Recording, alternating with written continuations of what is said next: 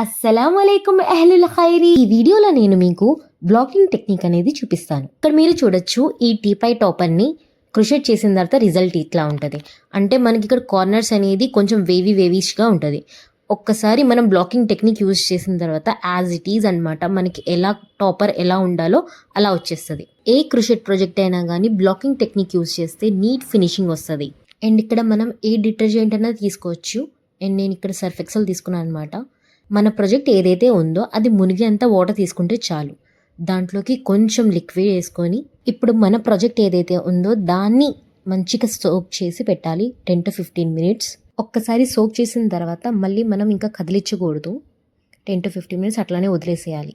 And after 15 minutes మన project ఏదైతే soak అయ్యిందో అది బయటికి తీసి దాని ఎక్సెస్ వాటర్ ఏదైతే ఉందో అది పిండేసేయాలి.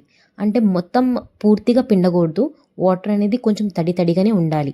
ఓకే, ఎలా చూపిస్తానో అట్లా, మరి దాన్ని పిండేసేయకూడదు.